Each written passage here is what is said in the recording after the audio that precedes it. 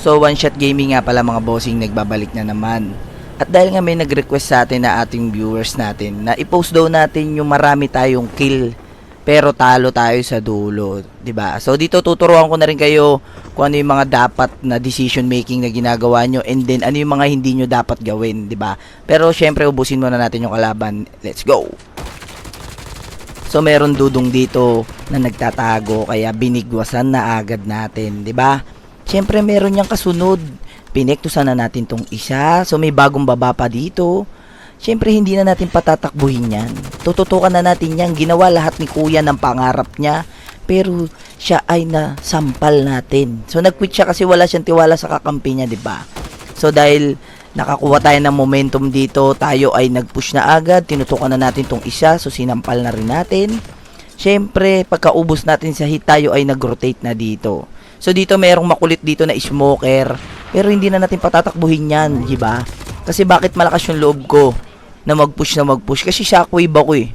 Di ba? So makikita nyo kung gaano kalaki yung advantage kapag naka-shockwave ka, di ba? And then meron dito sa baba na dalawang kangkong. So pinasok yung kakampi, kaso na down yung tropa natin. Kaya pumasok na tayo dito. Tinutukan natin tong isa na trapper. Of course, yung last guy kinakabahan, kaya pinagpahinga natin sila na maaga. So pinagpahinga na natin, di ba? And then may loadout na tayo dito. So may sneaky play na bagong baba. Pero syempre hindi na natin pagbibigyan yan, di ba? So pwede ka madali yung mga ganung situation, lalo na pag alam mong bagong baba, and then automatic Jack 12 yung kukunin nun. Bakit? Kasi pwedeng pang-burst agad, di ba? So pagka alam nyo may bagong baba, lalo sa Arsenal, huwag nyo agad ipupush yun. Matic na Jack 12 yun. So dito bumalik tayo sa Arce, and then may naglo-loot. So binigyan na agad natin, di ba? Kasi looter si kuya eh, naglo-loot. And then may umi-sneaky play sa left. Pero dito gagamitan natin sila ng head glitch. So binugbog natin yung isa rito, nagbaba pa nga ng medic. So pinektusan na natin. Of course, yung kanyang kasama kinakabahan. Pero wag niyong gagayahin yung ginawa ko doon, kasi magiging inutil ka. Nag-shockwave ka pero walang tinamaan, di ba? So dito napaka-importante rin ng throwables. Nakita nyo, tingnan nyo guys kung gaano ka-effective yung throwables, di ba? Nakita nyo, ang layo natin, pero dahil sa throwables na down natin yan. Kaya lagi kayong magpadalan ng throwables, 3 bomba ganun. So dito nag-push na tayo, nakakuha tayo ng momentum. May dalawang kangkong dito, pinektusan natin yung isa. Ito pa isa sumunod, tumba agad si Dudong dun, hindi niya na nagawang mag-react, diba? So pinag-floor wax muna natin yung dalawa, kasi kanina pa natin pinapatay yun. And then yung third guy dito, ito na, nangangarap si kuya, kaya pinektusan na agad natin. Hindi na natin pinagtagal. Of course, yung last guy, wala na, kinakabahan na yung pag last guy guys, kasi tignan yung ginagawa ni kuya dito. Hindi niya na alam kung saan siya pupunta, kaya pinagpahinga na natin sila, diba? And then ako tayo ng momentum, nadaan tayo dito sa checkpoint, pero siya yung checkpoint natin. Pinagpahinga muna natin si kuya, balik ka ulit sa langit, kasi kanina ka pa pabalik-balik dyan. So dito na mali tayo ng push. So sobrang dami pala nila dito. And then nag-back muna tayo dyan. Nakita nyo naman, 4 sila ron. So hindi natin pwedeng palagan yun. So pag bumaba ka ron, bubugbugin ka nun, gagawin kang punching bag ng mga yon. So may nadaanan tayong kangkong dito, pinektusan muna natin. And then lumipat tayo sa kabila. Of course nag-push tayo dito, kaso nadaanan natin yung isang bumabaril sa atin dito kanina, diba? So pinektusan na natin yan. Siyempre, kasi hindi pwedeng hindi natin pepektusan yan. Sabi ko sa inyo, pag shockwave ka, asimin mo ng asimin, diba? So malaki yung advantage kapag naka-shockwave ka, lalo kung 1v1 situation, 2v1 situation. Kaya mo yun, pwede mong palagan yun, lalo kung meron kang magagamit na mga pang-cover, or like pwede mong gamitan ng head glitch, diba?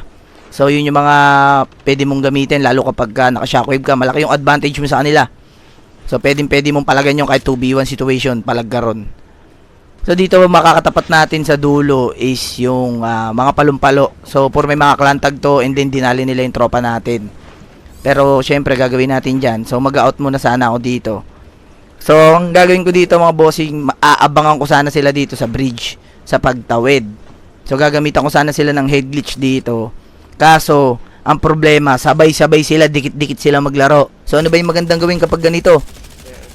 Palaging sinasabi sa inyo, gamitan nyo ng head glitch, di ba? So dito ang gagawin natin is mag-head glitch sana tayo, kaso ang pagkakamali ko dito mga boss, dinown ko na agad yung isa, hindi ko siya inantay lumapit. Kumbaga, inunahan ko siya. So ang pagkakamali ko, dapat medyo pinaangat ko siya bago ko siya dinown, para pwede ko na siyang tuluyan. Kasi ang nangyari, na-down ko siya pero hindi ko siya matutuluyan. So maa-up, so magiging 3v1 situation na naman imbis na 2v1.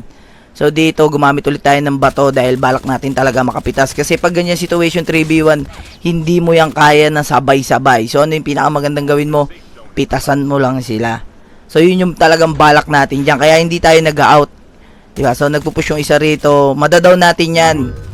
So yan yung tamang decision making diyan. Pumitas ka muna pero pag hindi kaya talaga mag-out, so humanap ka ng tamang pwesto.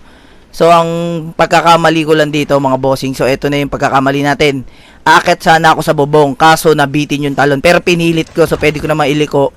Pero yun yung nangyari, nabitin. So pinilit natin, so pwede naman tayong pumasok dun sa kabilang bahay. So yun yung dapat na mas magandang way na ginawa ko. So mali tayo ng decision making doon, wag nyo gagayahin yun. Kung kaya nyo makipag-box out, box out sa loob ng bahay, mas okay yun. 'Di ba? So sana may natutunan kayo ngayon. And then kung natapos mo tong video na to, mag-iwan ka na ng react, mag-follow ka na, i-share mo na rin. And then kita-kits na lang tayo sa susunod na video tutorial natin, mga bossing.